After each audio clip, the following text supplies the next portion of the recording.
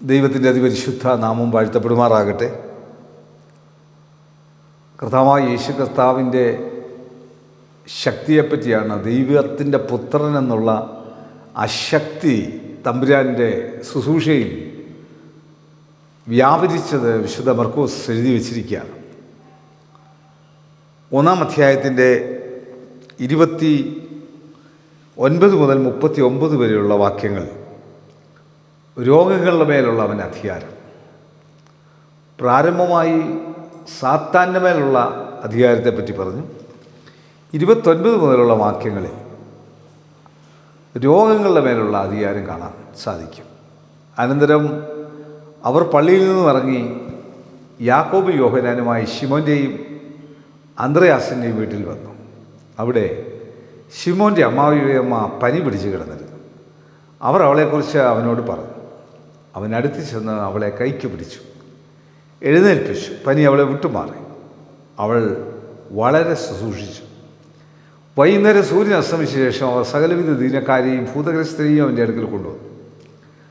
പട്ടണമൊക്കെയും വാതിക്കൽ വന്ന് കൂടിയിരുന്നു. നാനാവ്യാധികളാൽ വലഞ്ഞിരുന്ന അനേകരെ അവൻ സൗഖ്യമാക്കി. അനേക ഭൂതങ്ങളെയും പുറത്താക്കി. ഭൂതങ്ങൾ അവനെ അറിയുക കൊണ്ട് സംസാരിപ്പാൻ അവയെ സമ്മതിച്ച് അധികാലത്തിരുട്ടോടെ അവൻ എഴുന്നേറ്റ് പുറപ്പെട്ട് ഒരു നിർജ്ജന സ്ഥലത്ത് ചെന്ന് പ്രാർത്ഥിച്ചു. ശിമോനും കൂടെയുള്ളവരും അവൻ്റെ പിന്നാലെ ചെന്നു. അവനെ കണ്ടപ്പോൾ എല്ലാവരും നിന്നെ അന്വേഷിക്കുന്നു എന്ന് പറഞ്ഞു. അവൻ അവരോട്, ഞാൻ അടുത്ത ഊരുകളിലും പ്രസംഗിക്കേണ്ടതിനും നാം അവിടേക്ക് പോകാം, ഇതിനായിട്ടല്ലോ ഞാൻ പുറപ്പെട്ടു വന്നിരിക്കുന്നത് എന്ന് പറഞ്ഞു. അങ്ങനെ അവൻ ഗലീലയിലൊക്കെയും അവരുടെ പള്ളികളിൽ ചെന്ന് പ്രസംഗിക്കുകയും ഭൂതങ്ങളെ പുറത്താക്കുകയും ചെയ്തു. അപ്പോൾ യേശു കർത്താവിൻ്റെ ശുശ്രൂഷയെപ്പറ്റിയാണ് ഇവിടെ പറഞ്ഞിരിക്കുന്നത്. രോഗങ്ങളുടെ മേലുള്ള അധികാരം, ഭൂതങ്ങളുടെ മേലുള്ള അധികാരം. അടുത്തതായി 40 മുതൽ 45 വരെയുള്ള വാക്യങ്ങളിൽ യേശു കർത്താവ് ഒരു കുഷ്ഠരോഗിയെ സൗഖ്യമാക്കുന്നു. അന്നത്തെ കുഷ്ഠരോഗം എന്നത് വലിയ രോഗമാണ്.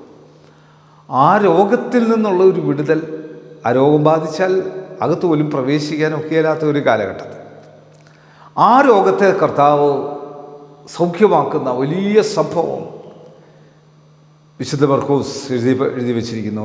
മർക്കോസിൻ്റെ ലേഖനം 1-ാം അധ്യായത്തിന് 40 മുതൽ 45 വരെയുള്ള വാക്യങ്ങൾ. ഒരു കുഷ്ഠരോഗി അവൻ്റെ അടുക്കൽ വന്നു മുട്ടുകുത്തി, നിനക്ക് മനസ്സുണ്ടെങ്കിൽ എന്നെ ശുദ്ധമാക്കുവാൻ കഴിയുമെന്ന് അപേക്ഷിച്ചു. യേശു മനസ്സലിഞ്ഞു, കൈനീട്ടി അവനെ തൊട്ടു. മനസ്സുണ്ട്, ശുദ്ധമാകാ എന്ന് പറഞ്ഞ ഉടനെ കുഷ്ഠം വിട്ടുമാറി അവന് ശുദ്ധി വന്നു. യേശു അവനെ അമർച്ചയായി ശാസിച്ചു. നോക്കൂ, ആരോടൊന്നും പറയരുത്.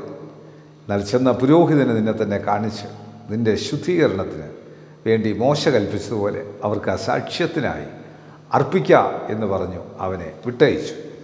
അവനോ പുറപ്പെട്ട് വളരെ ഘോഷിപ്പാനും വസ്തുത പ്രസംഗിപ്പാനും തുടങ്ങി. അതിനാൽ യേശുവിന് പരസ്യമായി പട്ടണത്തിൽ കടപ്പാൻ കഴിയായതുകൊണ്ട് അവൻ പുറത്ത് നിർജ്ജന സ്ഥലങ്ങളിൽ പാർത്തു. എല്ലായിടത്തു നിന്നും ആളുകൾ അവൻ്റെ അടുക്കൽ വന്നുകൂടി. കർത്താവായ യേശു ക്രിസ്തുവിൻ്റെ ഈ 1-ാം അധ്യായം ഇവിടെ അവസാനിക്കുമ്പോൾ കർത്താവായ യേശു ചെയ്തതായ വലിയ ശുശ്രൂഷ ഇന്ന് നമ്മളും ഈ ഒരു അവസ്ഥയിലേക്ക് കടന്നു വരുവാൻ, ഒരാത്മീയ വളർച്ച നമ്മൾക്കുണ്ടാകുവാൻ, പരീക്ഷണങ്ങളെ അതിജീവിച്ച് രോഗങ്ങളുടെ മേൽ അധികാരമുള്ളവനായി, ഭൂതങ്ങളുടെ മേൽ അധികാരമുള്ളവനായി, എന്തിന് അന്നത്തെ ഏറ്റവും സൗഖ്യമാകാൻ സാധിക്കാത്ത കുഷ്ഠരോഗത്തിൻ്റെ മേൽ പോലും അധികാരമുള്ളവനായി തീർന്ന യേശുവിനെ കാണാൻ സാധിക്കും. കണ്ണുകളടയ്ക്കാൻ പ്രാർത്ഥിക്കാം. കർത്താവേ, പരിശുദ്ധ പിതാവേ, വചനം കാണുന്ന കേൾക്കുന്ന എല്ലാവർക്കും ഇത് അനുഗ്രഹത്തോടെ വഴി നടത്തണമേ. വിവിധ രോഗങ്ങളിലൂടെ കടന്നു പോകുന്ന എല്ലാ പ്രിയപ്പെട്ടവരെയും ഓർത്ത് പ്രാർത്ഥിക്കുന്നു.